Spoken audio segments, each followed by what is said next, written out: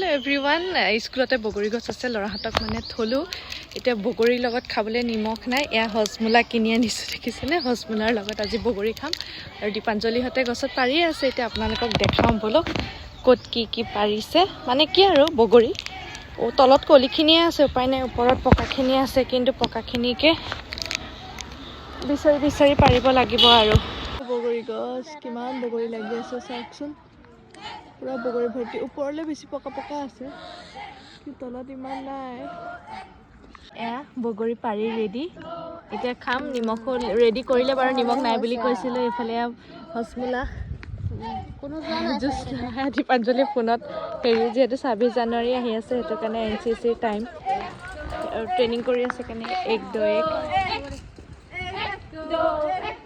চাউণ্ডকেইটা আহি আছে ছাগলী আহিলে নিমখ বনোৱাৰ নিচিনা ষ্টাইল পাথৰ দি পেলাই ৰাস্তাৰ পৰা বুটলি পাথৰ লৈ হজমোলা খুন্দি আছে দীপাঞ্জলিয়ে আহি যাব বগৰী গুটি কিমান ধুনীয়া বগৰীখিনি মানে টেঙা মিঠা যে এনেকুৱা বগৰীহে খাই ভাল লাগে যিমানে নহওক মানে দোকানত কিনাখিনি ভাল নালাগে আৰু আমাৰ জুচ নাই মানে খোৱা ষ্টাৰ্ট কৰিয়ে দিলে দেই আমি হজমোলাৰ লগত খাম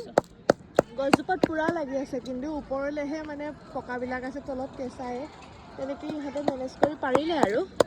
1-2-1 চাউন আহি আছে যে এই চাউন NCC ট্ৰেইনিং হৈ আছে 26 জানুৱাৰী আহি আছে যিহেতু সেইটো কাৰণে আৰু লগতে আমাৰ